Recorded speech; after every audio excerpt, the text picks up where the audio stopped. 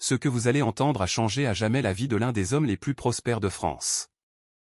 Un homme qui, en apparence, possédait tout, mais qui était en train de perdre la seule chose qui comptait vraiment, et une petite fille de 7 ans qui savait des choses que personne n'aurait pu imaginer. Voici l'histoire de Nicolas et Valérie Duval, et celle du miracle de la Vierge Marie que personne n'attendait. Mais avant de poursuivre, laissez un commentaire pour me dire d'où vous écoutez et quelle heure il est chez vous. J'adorerais voir jusqu'où les miracles de la Vierge Marie voyagent à travers le monde.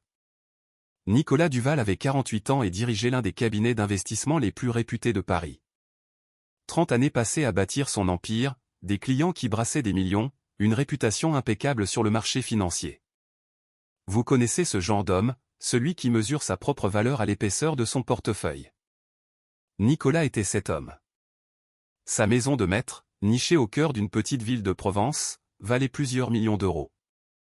Une bâtisse des années 1920, située dans l'un des quartiers les plus chics, entourée de jardins si vastes et si méticuleusement entretenus qu'il nécessitait l'emploi de 3 jardiniers à plein temps.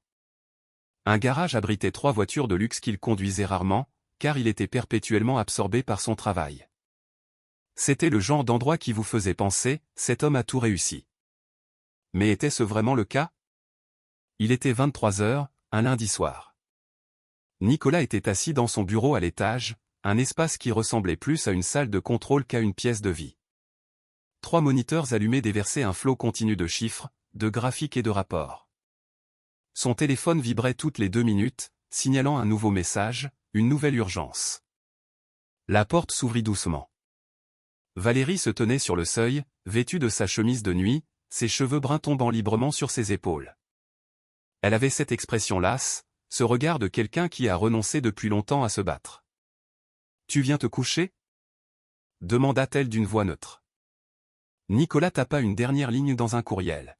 « J'arrive tout de suite. Il faut juste que je termine ça. » La même réponse, soir après soir. Une promesse en l'air. Valérie resta là, immobile, pendant 5, peut-être 10 secondes, attendant un signe, un regard, un mot, n'importe quoi qui lui aurait prouvé qu'il se souvenait encore de son existence. Mais l'esprit de Nicolas était déjà ailleurs, plongé dans un autre tableur, un autre chiffre, un autre problème à résoudre. Elle referma la porte sans un bruit. Nicolas ne le remarqua même pas. Valérie Duval avait 45 ans. Elle avait été architecte, et une excellente architecte. Elle avait remporté des prix, travaillé sur des projets d'envergure, mais elle avait arrêté de travailler 5 ans plus tôt. Désormais, ses journées étaient silencieuses, interminables. L'immense maison de maître résonnait du son de ses pas solitaires. Le seul endroit où Valérie se sentait véritablement elle-même était le jardin à l'arrière. Des centaines de marguerites jaunes. Elle les avait plantées une à une de ses propres mains. Elle se levait tôt pour les arroser, passait ses après-midi à arracher les mauvaises herbes, murmurant doucement aux fleurs comme si elles pouvaient lui répondre. C'était le seul lieu où elle se sentait encore vivante. 6 mois auparavant, Valérie avait commencé à ressentir quelque chose d'inhabituel, une fatigue qui ne la quittait jamais, peu importe le nombre d'heures de sommeil. Elle se réveillait épuisée, passait ses journées à lutter contre l'envie de s'allonger. Puis la douleur était apparue, subtile au début, facile à ignorer, jusqu'à ce qu'elle devienne une compagne constante.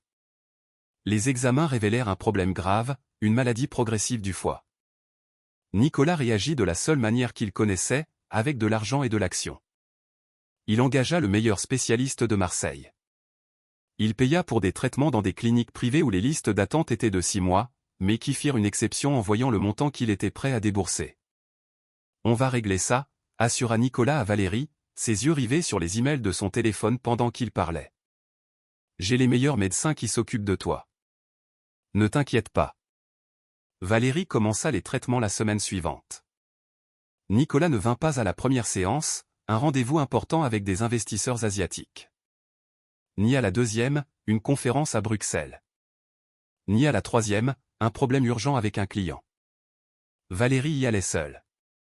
Elle s'asseyait seule dans la salle d'attente. Elle recevait le traitement seule. Elle rentrait seule, nauséeuse, tremblante, retenant ses larmes jusqu'à ce qu'elle referme la porte de sa chambre. Et Nicolas demandait au dîner, sans lever les yeux de son ordinateur portable, « Comment ça s'est passé aujourd'hui ?»« Bien, mentait Valérie. »« Très bien. » Et la conversation s'arrêtait là.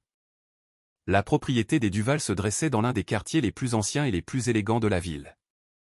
Des rues pavées, des maisons historiques, des platanes centenaires formant des tunnels de verdure en été.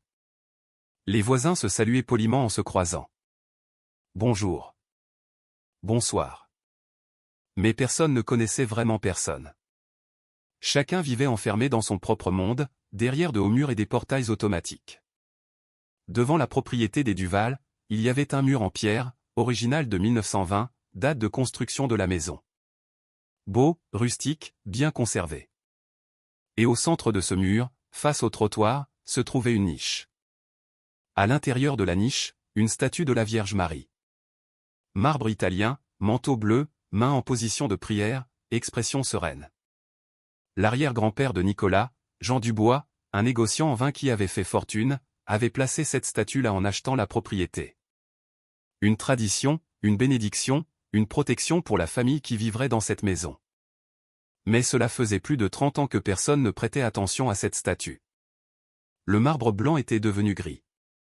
Une mousse vert foncé poussait dans les plis du manteau. Une fissure parcourait le bras droit. Des feuilles mortes s'étaient accumulées à ses pieds. Nicolas passait devant cette statue chaque jour en sortant en voiture. Il ne la regardait jamais. Elle faisait simplement partie du mur, du paysage, quelque chose qui avait toujours été là et qu'il n'avait jamais songé à remettre en question. Un peu comme Valérie, en fait. Toujours là, et il ne la regardait jamais vraiment. À 8 rues de là, dans un quartier très différent de la ville, se dressait un ensemble d'immeubles de 3 étages d'un quartier populaire. Appartement 2B, la famille Lambert. Manon Lambert avait 7 ans. Sa tenue d'écolière était toujours propre, mais visiblement usée. Un sac à dos aux bretelles recousues, des chaussures un peu trop grandes parce qu'elles devaient durer au moins 2 ans. Sa mère, Sandrine Lambert, travaillait comme infirmière, des gardes de 12 heures. Parfois, elle en prenait des supplémentaires. Son père, Stéphane, était chauffeur routier, de longs trajets. Il partait pour 2, parfois 3 semaines d'affilée. Il revenait pour 3 jours, voyait sa fille grandir par bond, et repartait. Manon était responsable pour son âge. Elle devait l'être. Elle rentrait seule de l'école, réchauffait le déjeuner que sa mère laissait au réfrigérateur, faisait ses devoirs sur la table de la cuisine, seule, pendant que le soleil disparaissait derrière la fenêtre. C'était une fille calme, observatrice. Mais Manon avait quelque chose de spécial. Depuis toute petite, elle vouait une profonde dévotion à la Vierge Marie. Elle priait seule dans sa chambre avant de dormir. Elle gardait une petite image sous son oreiller. Elle lui parlait doucement quand elle était triste ou qu'elle avait peur. Et parfois, Manon faisait des rêves qui semblaient très réels. C'était un mardi de mars, 15h30 de l'après-midi. Manon rentrait de l'école comme toujours, son lourd sac à dos sur les épaules, suivant le chemin qu'elle connaissait par cœur. Mais ce jour-là, elle sentit quelque chose de différent, une envie, une impulsion de tourner à gauche au lieu de continuer tout droit. Manon hésita. Ce n'était pas le chemin de la maison. C'était plus long. Cela passait par des rues qu'elle ne connaissait pas très bien. Mais le sentiment était fort, persistant. Elle tourna à gauche. Elle traversa des rues qui devenaient de plus en plus belles. Des maisons plus grandes, des voitures plus chères, des rues plus propres. Et puis elle la vit. Une statue sur un mur. Manon s'arrêta net sur le trottoir, comme si elle avait heurté un mur invisible. La Vierge Marie, couverte de saleté, fissurée, oubliée. Et Manon sentit quelque chose se serrer dans sa poitrine, une profonde tristesse qui n'était pas la sienne. Elle s'approcha lentement, toucha le marbre froid du bout des doigts. « Tu es si sale. » Manon resta là quelques minutes, à la regarder, ressentant cette étrange tristesse. Puis elle rentra chez elle. Le lendemain, avant de partir pour l'école, Manon prit un vieux chiffon dans la cuisine, le fourra dans son sac à dos. Quand les cours se terminèrent à 15h15, elle ne rentra pas directement. Elle retourna dans cette rue. 15h30. Elle était debout devant la maison de maître. Elle sortit le chiffon de son sac, grimpa sur le rebord du mur et commença à nettoyer. Elle essuya les taches, enleva les feuilles, nettoya la mousse. Et pendant qu'elle nettoyait, elle priait doucement. Nicolas était dans son bureau, au milieu d'un appel fastidieux avec un client se plaignant des bénéfices. Il écoutait à moitié, fixant à moitié ses tableurs. Quelque chose attira son attention par la fenêtre. Un enfant, une petite fille, en tenue d'écolière, devant sa maison. Il fronça les sourcils. Que faisait-elle là? Il l'observa 1 minute. 2 minutes. La fille nettoyait la statue. Nicolas mit fin à l'appel, descendit les escaliers, ouvrit la porte d'entrée avec force. Le bruit fit se retourner Manon, surprise.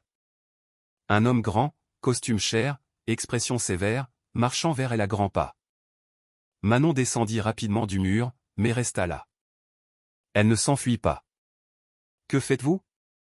Sa voix était ferme, contrôlée, le genre de voix qui fait trembler les employés. Manon serra fort la bretelle de son sac à dos. Je nettoie. Nettoyer quoi? La statue. Elle était très sale. Nicolas regarda la statue comme s'il la voyait pour la première fois. Et pourquoi faites-vous ça? Parce qu'elle avait besoin d'être propre. Nicolas croisa les bras. Cet enfant était sur sa propriété. Bon, techniquement sur le trottoir, mais quand même. Écoutez, je ne sais pas ce que vous faites, mais c'est ma maison. Je ne veux pas d'enfants étranges ici. Manon leva les yeux vers lui avec ses grands yeux honnêtes. Mais je dois venir tous les jours. Pourquoi? Pour prier. Nicolas faillit rire. Prier? Pour qui? Pour une dame qui est malade. Nicolas prit une profonde inspiration. Bon, écoutez, je ne sais pas à quel jeu vous jouez, mais, ce n'est pas un jeu, monsieur. Sa voix était sérieuse, trop assurée pour une enfant de 7 ans. Nicolas resta silencieux. La fille croyait vraiment à ce qu'elle disait, complètement. Comment vous appelez-vous? Manon. Manon, vous habitez dans le coin. Pas très loin. Vos parents savent que vous êtes ici? Manon secoua la tête. Ma maman travaille, mais ça ne la dérangera pas.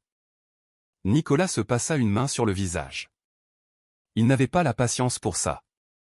Faites ce que vous voulez. Juste ne dérangez personne. Il tourna le dos et commença à monter les marches. Mais avant de fermer la porte, il jeta un dernier coup d'œil en arrière. Manon était déjà agenouillée sur le trottoir, les mains jointes, les yeux fermés, murmurant une prière avec une dévotion que Nicolas n'avait pas vue depuis des décennies. Quelque chose se serra dans sa poitrine.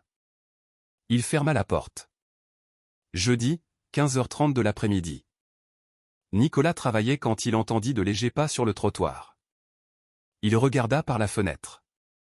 Elle était là, Manon. Même sac à dos. Même tenue, même chiffon à la main, nettoyant la statue, priant. Nicolas essaya de se remettre au travail. Il ne pouvait pas. Il continuait de regarder. La fille était méticuleuse. Elle nettoyait chaque centimètre avec soin, avec amour. Puis elle s'agenouillait, priait, puis se relevait, remettait le chiffon dans son sac et partait. Vendredi, la même chose. Samedi, Nicolas était dans le jardin avec Valérie quand il entendit les pas. 15h30. Comme une horloge. Valérie regarda. Qui est cette petite fille? Je ne sais pas. Elle vient ici tous les jours. Tous les jours? Depuis mardi.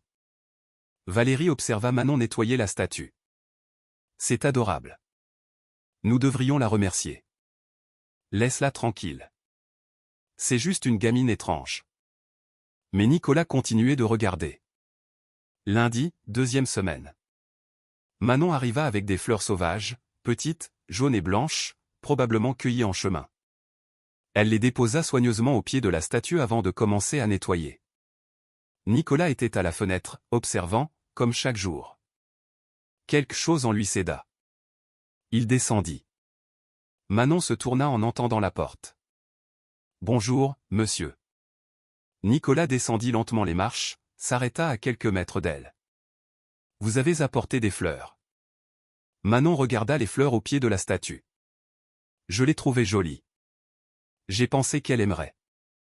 Nicolas resta silencieux un instant, regardant cet enfant de 7 ans qui venait chaque jour, sans faute. Pourquoi faites-vous ça? Je vous l'ai déjà dit, monsieur. Je dois prier pour une femme malade. Et comment savez-vous qu'il y a une femme malade ici? Manon hésita, regarda la statue, puis de nouveau Nicolas. J'ai fait un rêve. La dame en bleu me l'a montré. Nicolas se frotta le visage. Un rêve? Oui. Il aurait dû rire. Il aurait dû lui dire de rentrer chez elle. Il aurait dû, mais il ne pouvait pas. Et cette femme, dans votre rêve? Comment était-elle? Manon ferma les yeux une seconde, se souvenant. Cheveux bruns jusqu'ici. Elle montra ses épaules. Et elle avait l'air très fatiguée. Nicolas sentit son souffle se couper. Valérie. Cheveux bruns jusqu'aux épaules. Toujours fatiguée ces derniers temps. Autre chose? Manon ouvrit les yeux, le regarda droit dans les yeux. Elle dort dans une petite chambre avec des étoiles au plafond. Le monde s'arrêta. Nicolas resta complètement immobile, sans respirer. La chambre d'amis, l'ancienne chambre qu'ils avaient préparée pour un bébé qui n'était jamais venu. Valérie y dormait maintenant. Et il y avait des autocollants d'étoiles phosphorescentes au plafond qu'ils n'avaient jamais enlevés. Personne ne savait ça. Personne. Comment? Sa voix sortit rauque. Comment savez-vous ça? La dame me l'a montré en rêve. Vous êtes entré dans ma maison, vous avez regardé par les fenêtres. Manon secoua la tête. Non, monsieur. Je ne suis jamais entré. Je l'ai juste vu dans le rêve. Nicolas fit un pas en arrière, puis un autre. Ça n'a aucun sens. Quelqu'un vous l'a dit. Ça doit être quelqu'un.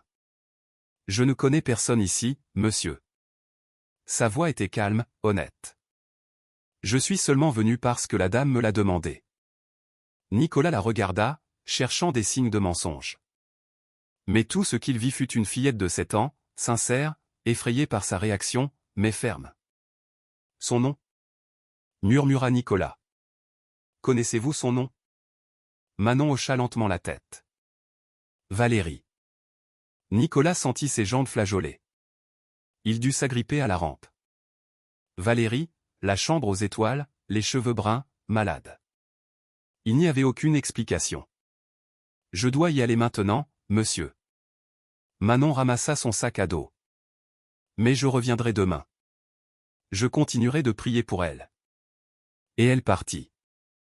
Nicolas resta là, debout devant la maison, fixant la statue fraîchement nettoyée, les fleurs sauvages à ses pieds.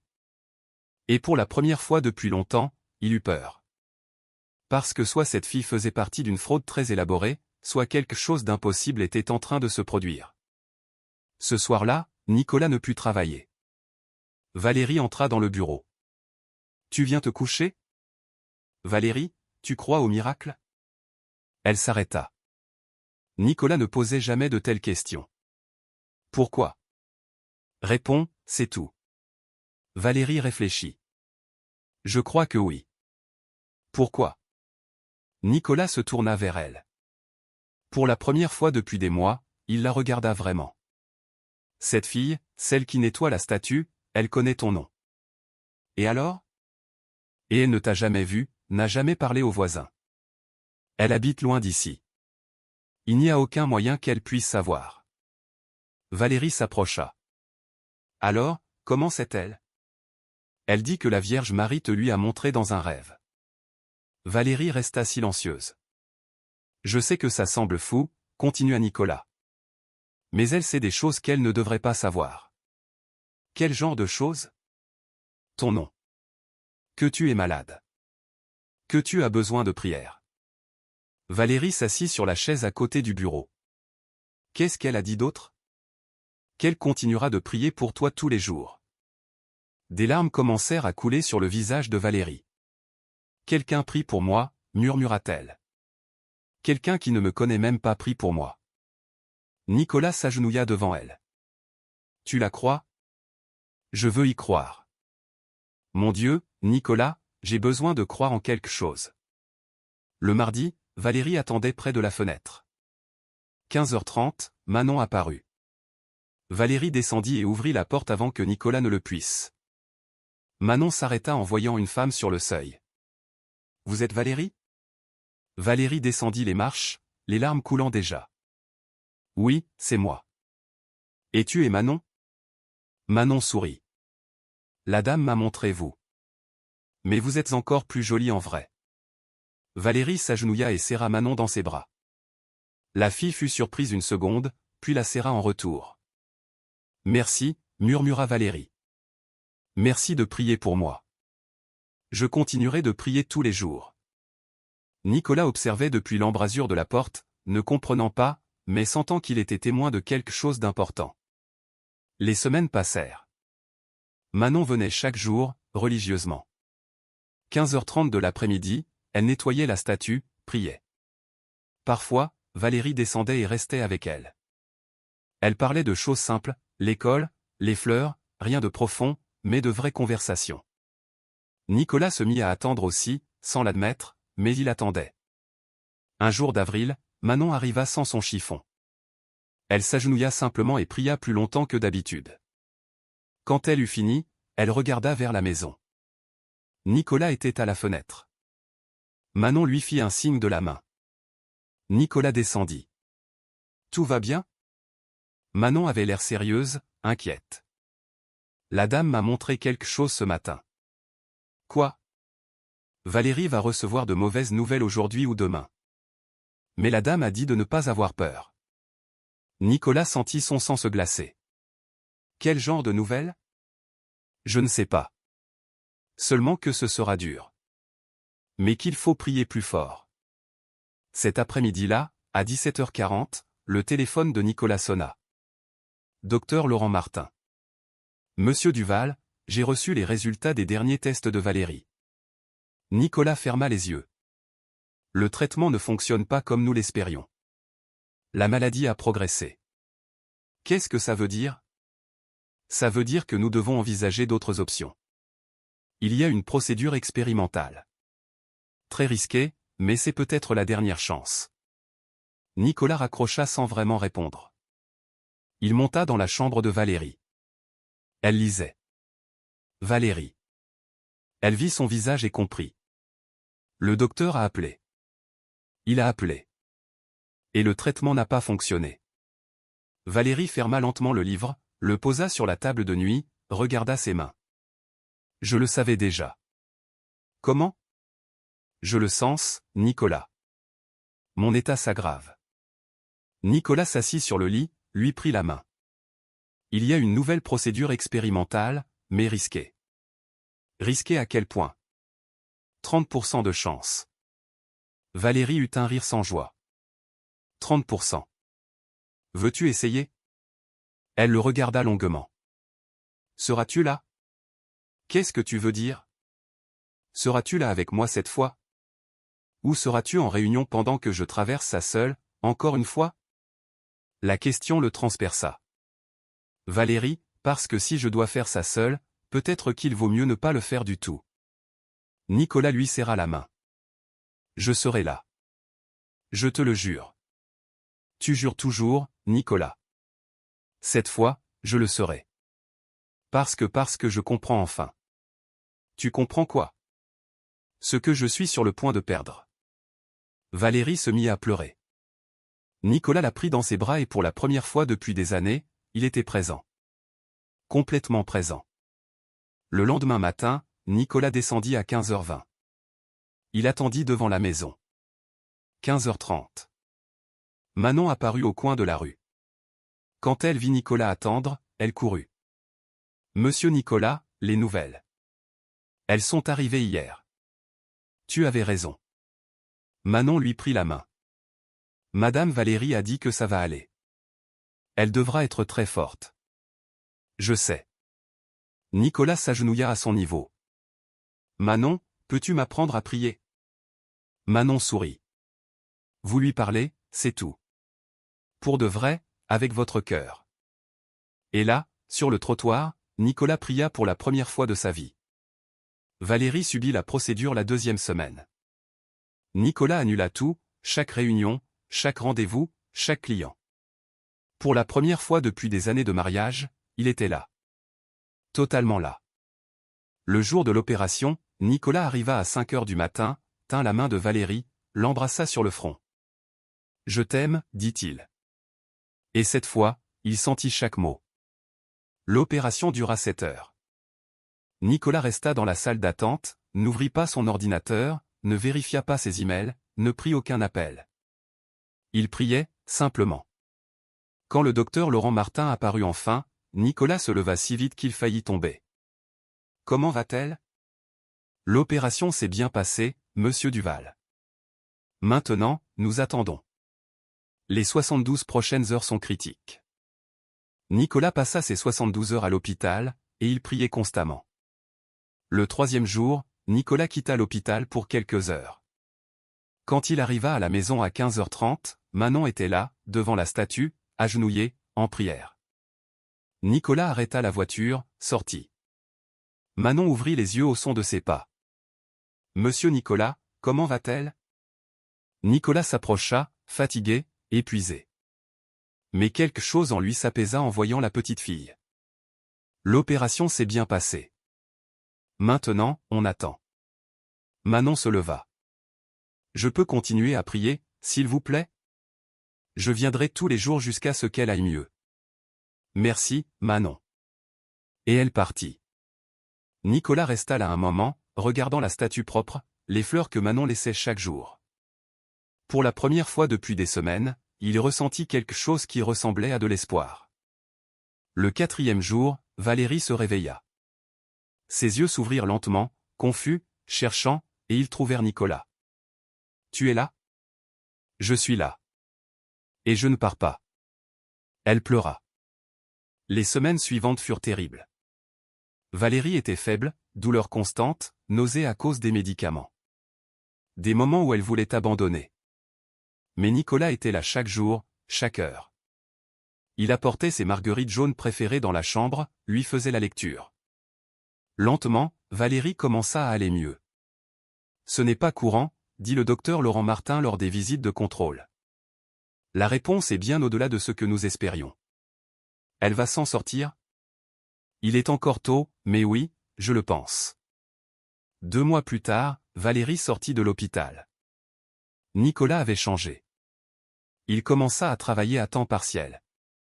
Les dîners revinrent, les conversations revinrent, les petites escapades du week-end. Et Nicolas passait des heures dans le jardin avec Valérie, s'occupant des marguerites jaunes.